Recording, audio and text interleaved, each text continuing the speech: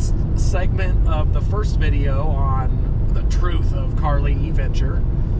We were 95 southbound in Vegas, going about 15 miles an hour. Today we are 395 southbound out of Bishop. We've got a long way home today. Well, not today, but this trip we're almost 1,300 miles with another 300 to go.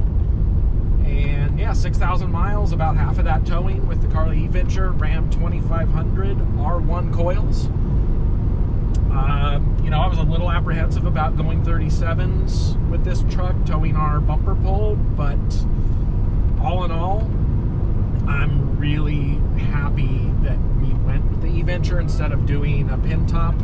I like the control for the load, especially with the lighter springs for daily driving. If I were using this more, if I were a contractor or something, I'd probably do the R2 coils.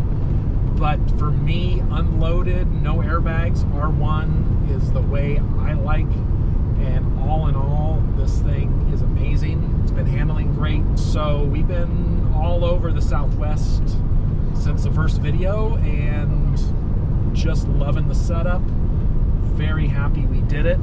Being on 37s, especially with this camper, we're able to get in and out of places with different soil conditions we never would have on stock size tires, even with all terrains. So very happy. There's been a couple of snafus though. Carli's been great. Their customer service is amazing. We had a sway bar end link break. They had a bad batch of bolts that they identified. They got that out to me in a day, and you know, we did add a couple of things from the first install. Probably the coolest were the CJC custom reservoir stickers, and then we also added the CJC reservoir protectors for the rear axle. This Ram's a big truck, 8,000 pounds with a full tank of fuel, and protecting those seems like something that almost should have come with it, but you know, hey, that we've got them now. And there's been a couple of snafus with the E-Venture setup with SDI. They're working with me, and we've almost got it licked, but I'll throw in a couple of pictures and little vignettes of those just to show you the real truth. Again, this is unsponsored. I'm just a guy with a family who likes doing all the things, towing my toy hauler, and then also going off-road. We did probably 200 miles of Forest Service road this trip, and we drove up to White Mountain, the highest elevation publicly accessible road in California, almost 12,000 feet that we could get to. And man, this thing drove really well. So yeah, if you're on the fence, you got a Ram, you got a 2500, I think this is the way to go if you're going to spend it, if you're going to invest. Anything else? I know we've gotten some comments on the first vid, but we wanted to do a follow-up just to let everyone know, one, we're using it for real and we're hammering on it. You know, this isn't a garage queen. We'll do a picture. We're covered in mud, and again, being up at elevation, there's still some water and whatnot, but yeah, loving the truck, loving the system. Again, we're towing right now about 12,000 pound bumper pull, and I won't say what speed we are since we're in California, but really mellow. The E-Venture with the full load at max, the dampening on this thing is just phenomenal. Before we had the stock truck, no airbags. I used to not eat breakfast on tow days because the ride was so jarring. I'd get a stomachache, honestly. There it is, y'all. Let me know what you think. Comment, like, subscribe, hit that bell.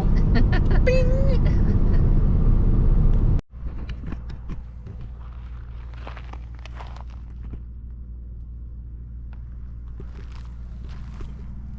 All right, y'all. Here we are at Fossil Falls Campground, and it is hot. It is July 21st. And we wanted to steer clear of the other tent camper that was out here. We've got our toy hauler and the AC. We were previously trying to camp at Kennedy Meadows on the other side of the mountain here, but there's a big fire. And I was checking their camp website yesterday, didn't see anything on it. Anyway, we had to divert back to Fossil Falls where it is 30 degrees warmer.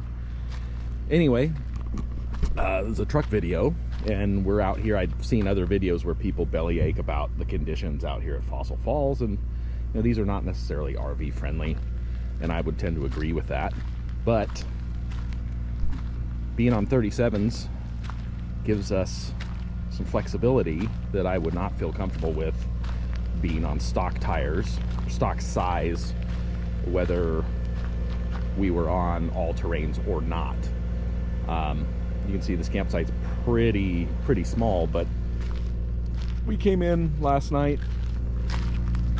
We've got a 26-foot Weekend Warrior, and we pulled around here, and I was able to get us turned around, and you can see how rocky it is, but you can see my Ridge Grappler tires.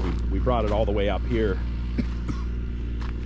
and I was able to get us back in and around, and I don't think we would have done that without being lifted and upsized tires. So,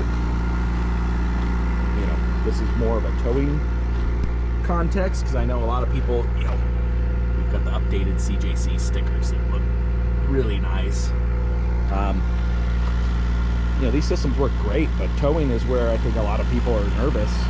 I've got the R1 coils, and I've got airbags, but we're out here, and the whole point of doing all this is to be out, enjoying where we might not be able to go otherwise. Hey y'all, here we are near Big Springs Campground in the Crestview area of Highway 395 near June Lake. We ended up parking in a very soft and silty area after not being able to find a spot in the trees. Just you can see the dust, how thin this is, and there's no way I would have driven down here without these 37 1350s. And it popped us right out of the muck, and there we go.